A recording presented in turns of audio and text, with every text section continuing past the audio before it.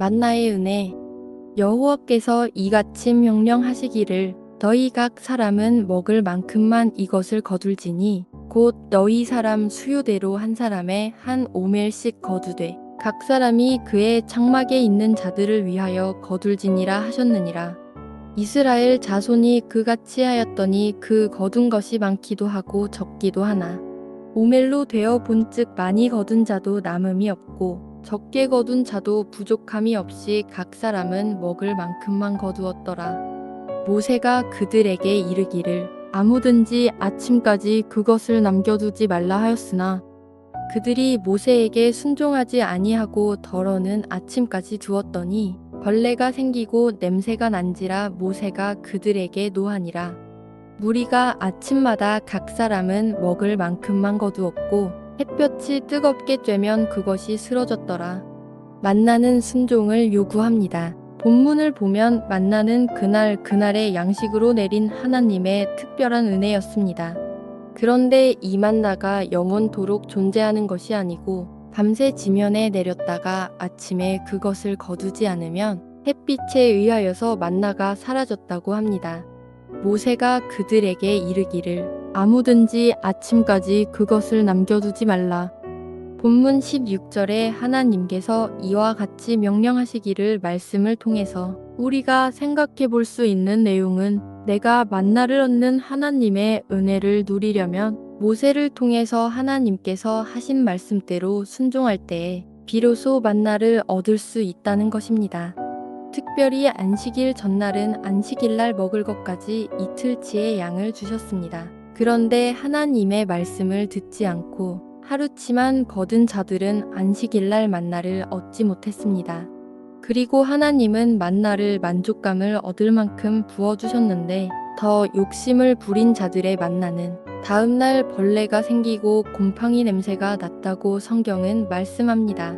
하나님이 주신 만나의 은혜에는 반드시 순종이 있을 때 누릴 수 있는 것입니다. 하나님께서는 이스라엘 백성들에게 만나를 그냥 매일 주신 것처럼 값없이 은혜를 부어주시는 분이십니다.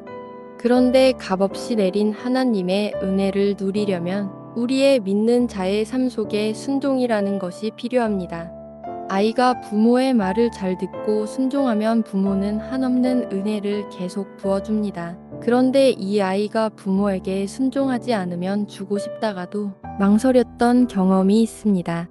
내가 내 하나님 여호와의 말씀을 정종하면 이 모든 복이 내게 임하면 내게 이르리니 하나님 말씀을 준행하고 지키고 순종하고 나갈 때 하나님의 행하시는 일을 하는데 복을 주신다고 하십니다. 특별히 하나님께서 우리에게 주신 은혜 중에 은혜가 무엇입니까? 긍휼이 풍성하신 하나님이 우리를 사랑하신 그 큰 사랑을 인하여 허물로 죽은 우리를 그리스도와 함께 살리셨고 너희는 은혜로 구원을 받은 것이라. 우리는 죄를 가지고 있어서 하나님께 온전하게 순종이 불가능하고 우리 힘으로는 절대로 우리 스스로를 구원할 수 없는 존재들입니다. 그러나 예수님께서 이 땅에 오셔서 하나님이 원하시는 모든 내용들을 완벽하게 하시고 마지막으로 십자가에 매달림으로 순종하셨습니다. 그래서 하나님께서 예수님이 순종했으니 너희의 죄를 구원해 주겠다. 단 조건이 순종한 독생자 예수를 구주로 믿으면 구원해 주겠다고 하십니다. 그러므로 내가 구원받은 은혜는 내가 하나님께 모든 걸 잘하고 순종을 잘해서 구원받는 것이 아니라 예수님을 통해서 우리가 구원의 은혜를 누릴 수 있게 되는 것입니다. 목사님들이 예배 중에 신앙의 태도를 가르치며 말씀과 기도를 강조합니다. 그런데 우리 현대인들은 할 일이 너무 많고 바쁘고 피곤해서 말씀과 기도를 부담스러워하고 심지어 주일 예배도 자꾸 빠집니다. 우리 자녀들에게 잘 되고 잘 살려면 공부하라고 늘 말하듯이 목사님들은 말씀을 읽고 들으며 예배드리고 기도하며 전도할 때 하나님의 더 큰 은혜를 누릴 수 있는데 그것을 누리지 못하는 영혼들에게 은혜 받는 방법을 알려주시는 것입니다. 만나를 거두기 위해서 부지런해야 됩니다. 아침에는 이슬이 진 주위에 있더니 그 이슬이 마른 후에 광야 지면에 작고 둥글며 설이 같이 가는 것이 있는지라. 무리가 아침마다 각 사람은 먹을 만큼만 거두었고 햇볕이 뜨겁게 쬐면 그것이 쓰러졌더라.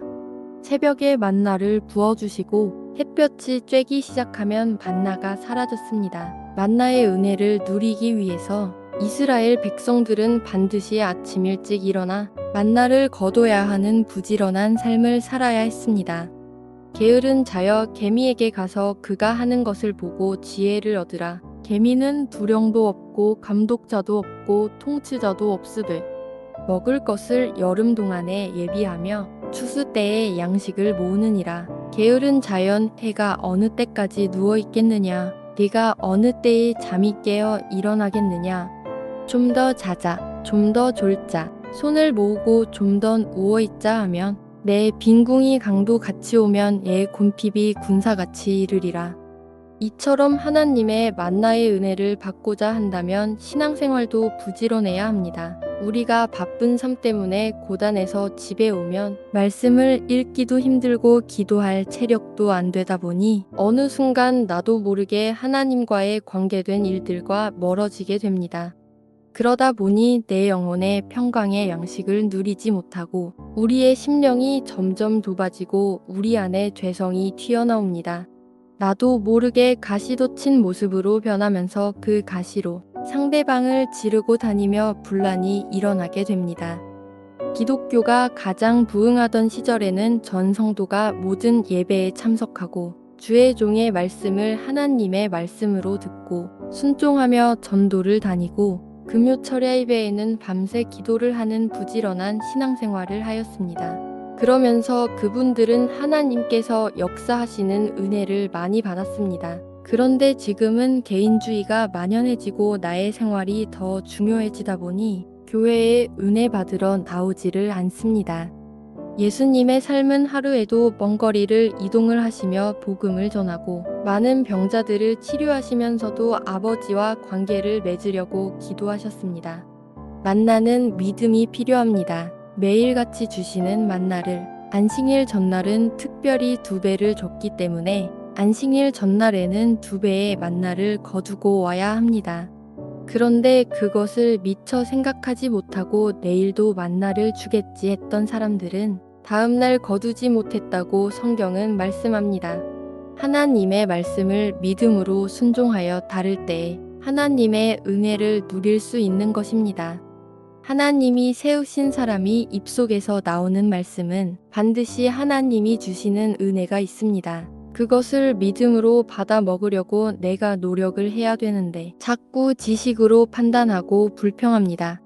우리가 창세기부터 요한계시록까지 읽을 때 본인이 원하는 장만 찾아서 입에 맞는 구절만 읽는 분들이 있습니다. 물론 힘이 되는 구절을 붙잡아 기도하는 것도 맞습니다. 그러나 매일매일 만나를 부어주셨듯이 매일 성경을 읽으면서 그때마다 성령님께서 주시는 말씀을 붙잡고 나갈 때 만나의 은혜를 주십니다.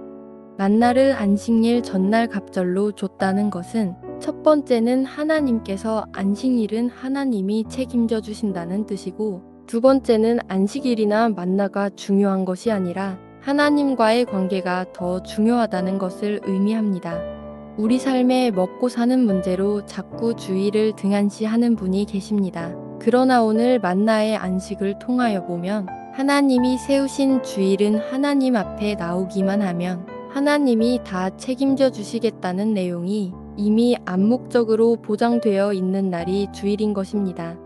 그래서 다른 날은 못 지키더라도 주일만큼은 지켜야 하는 것입니다. 하루 종일 고단한 삶을 살고 저녁이 되면 육신이 고단하고 피곤합니다.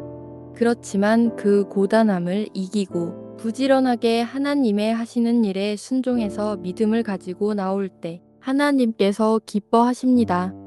오늘 하루도 하나님의 놀라운 만나의 은혜가 임하시기를 예수님의 이름으로 축복합니다.